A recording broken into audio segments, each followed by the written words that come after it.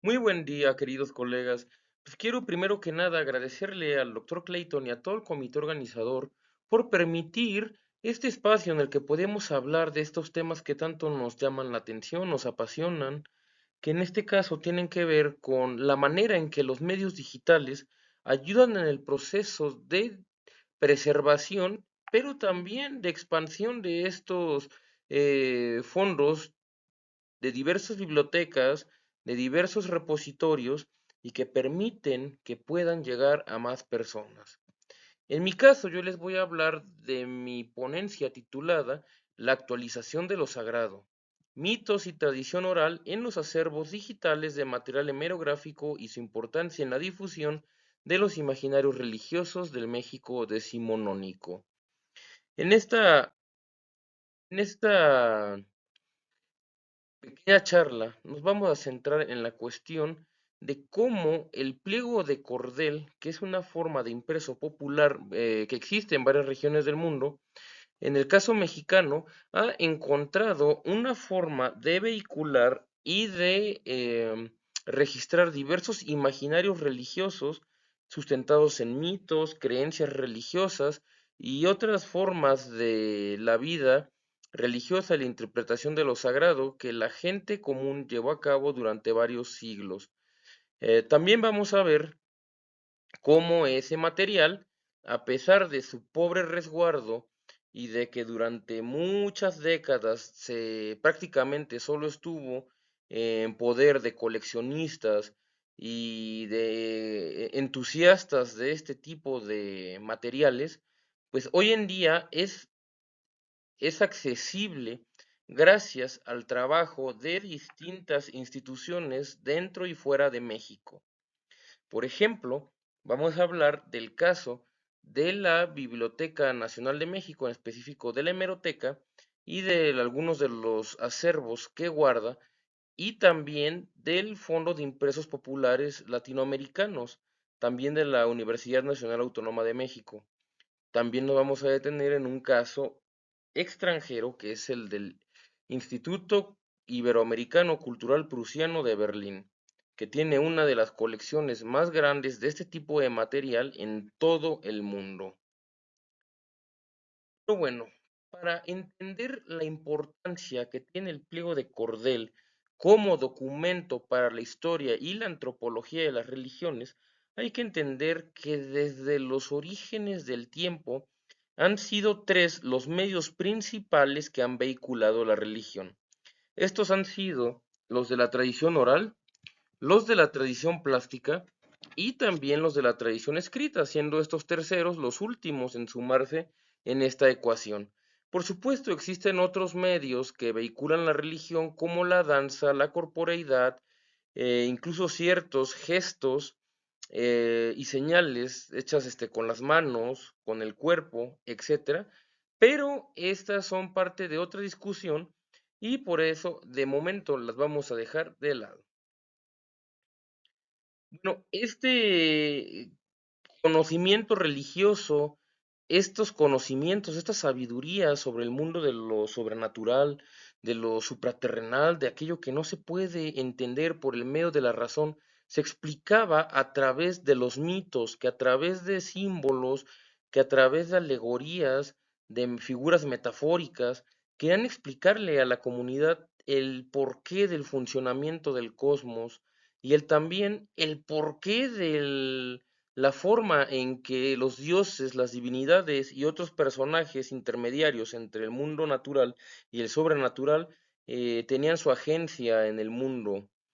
Es por ello que los mitos fueron tan importantes en el pasado y ciertamente en nuestros días también, ya que estos, lejos de haber desaparecido, siguen manifestándose en la cultura y la tradición, pero de una manera ya más bien velada. Estos mitos lograron existir, persistir y adaptarse a distintas comunidades y sociedades a lo largo de la historia, gracias a estos lenguajes narrativos que ya hemos comentado. Las construcciones y las creaciones desde la plástica, como pueden ser la pintura, como puede ser la escultura, la construcción de obras monumentales, También los relatos, la tradición oral, que por sus características era más difícil de ser destruida, ya que al no tener un soporte material, pues ha permitido que esta mitología logre persistir desde tiempos inmemoriales prácticamente, ya que si ustedes se detienen a analizar algunos mitos de los enormes acervos de la mitología griega, se van a encontrar que en ellos existen muchos remanentes de culturas prehelénicas y todavía anteriores. Hay muchos elementos que nos dan indicios de que algunos de estos mitos tienen su origen en la prehistoria. Es decir, son muy anteriores a la época de la de la Grecia clásica, que por culpa del cine, los cómics y la televisión, pues solemos vincular. Eh, estos estos lenguajes narrativos, lejos de permanecer estancos dentro de este proceso, pues lo cierto es que más bien se han complementado, se han compenetrado y en su conjunto nos han contado estos relatos religiosos durante milenios. Han permitido que lleguen a una enorme cantidad de personas. Por ejemplo, aquí ven en esta primera imagen la famosa cueva de Altamira y vemos aquí las pinturas rupestres que representan estos animales. Por supuesto, al día de hoy el consenso entre historiadores del arte e historiadores de las religiones es que son representaciones de una forma muy antigua de religión, aunque el significado real de de estas representaciones de animales todavía no son unívocas. Hay muchas teorías, desde aquellas que dicen que representan las almas de los muertos y por eso algunos se ven volando hacia una región etérea, o hasta aquellos que piensan que obedecen a un ritual de magia simpatética imitativa en la que los cazadores pensaban que al pintar estos animales en la cueva iban a presentarse también en la naturaleza.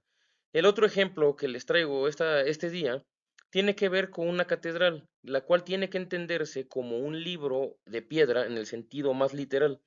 ya que en la Edad Media mucha de la feligresía no sabía leer. Entonces, para entender este mensaje,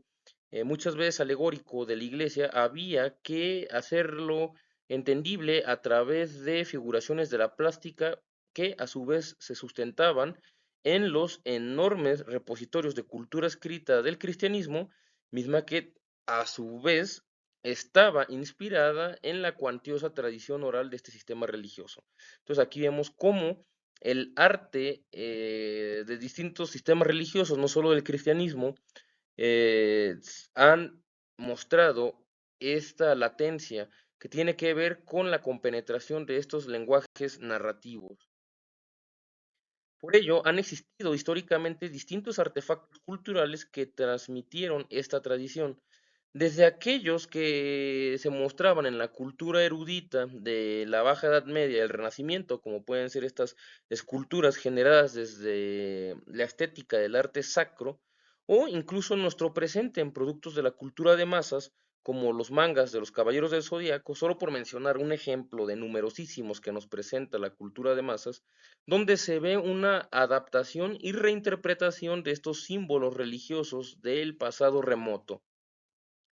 Por supuesto, entonces, el pliego de cordel, siguiendo la lógica antes mencionada, es un objeto cultural que es idóneo para el estudio de la religión, ya que en él se conjuntan estos tres lenguajes narrativos de una manera orgánica. El pliego de cordel era un tipo de literatura popular, de la que se le suele conocer como menudencias, en la que se solían mostrar noticias, a veces de la cotidianidad,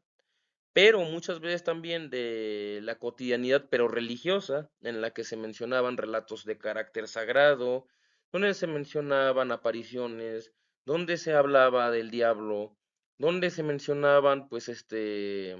diversas situaciones de carácter sobrenatural, extraordinaria realmente, y que estaban íntimamente ligadas al pensamiento religioso. Por ejemplo, en los países donde se masificó primeramente esta forma de literatura, en el siglo XVI,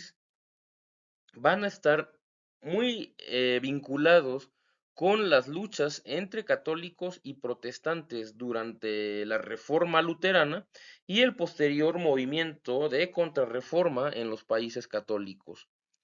Por ejemplo, esta primera imagen que ven aquí tiene que ver con los relatos del doctor Fausto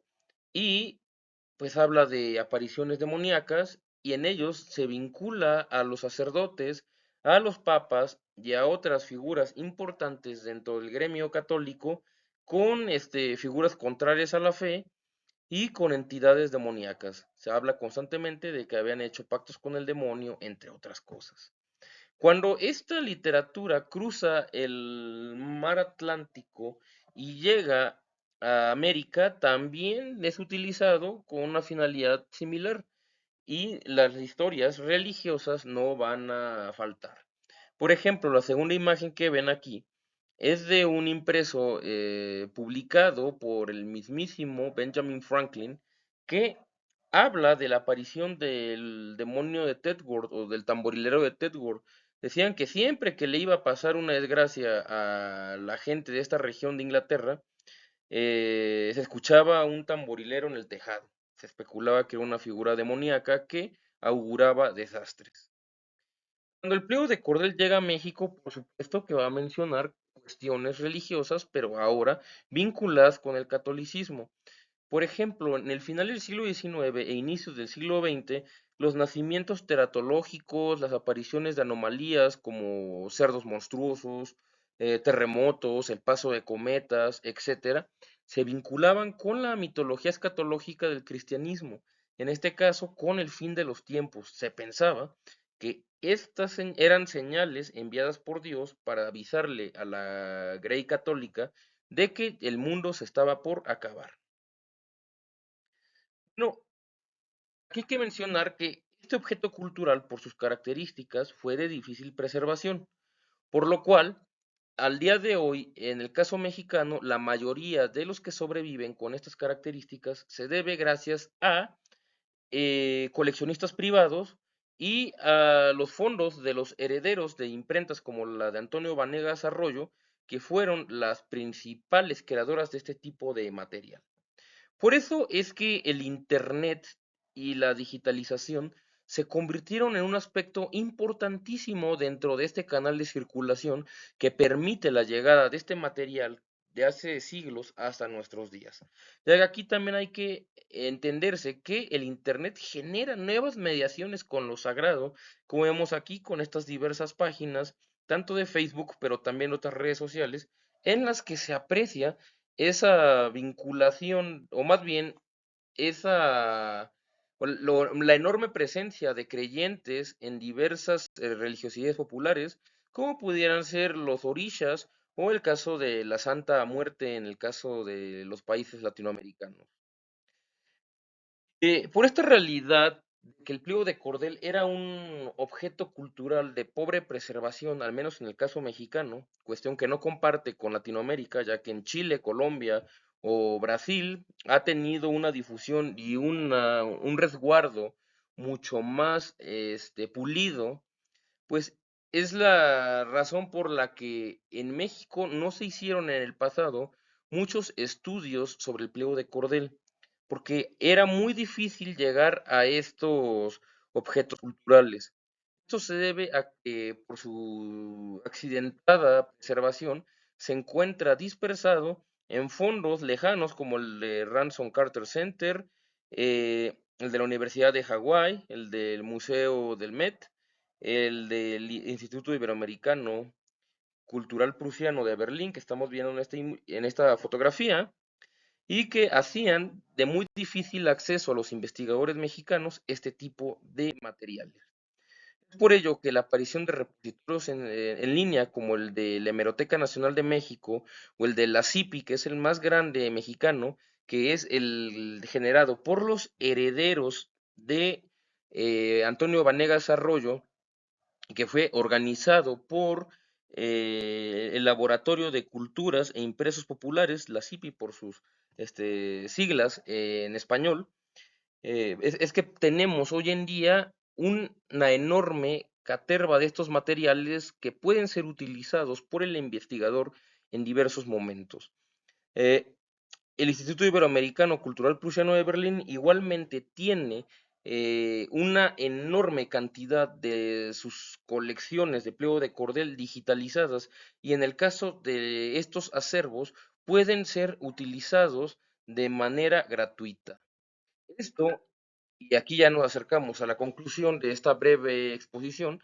pues esto nos permite ver la aparición de textos, incluso algunos escritos durante la época de la pandemia, en los que se hace un análisis del pliego de cordel por su enorme riqueza para el estudio de la mitología, de la religión o de diversos aspectos de la cultura. El primero de estas obras que les muestro, en los imperios populares en el fin de los tiempos, es la tesis doctoral que yo realicé en la Universidad de Guadalajara entre los años 2018 y 2022, y que en su mayoría se realizó durante la etapa de la cuarentena, gracias a la facilidad que hubo de revisar muchos de estos materiales. Tesis doctoral que ahora es un libro y que puede ser consultada incluso en la red de manera gratuita. Igualmente tenemos obras como esta que lleva por nombre De la pluma al Internet, coordinada por el doctor Christoph Müller y la doctora Ricarda Musa, ambos del Instituto Iberoamericano Cultural Prusiano de Berlín, donde aquí lo que generan es un análisis cultural de este tipo de impresos en América Latina. Bueno, por mi parte sería todo. Reitero mi agradecimiento con el seminario y con el grupo de investigación para realizar ese trabajo, y quedo atento a preguntas o comentarios que puedan surgir de esta exposición. Muchas gracias.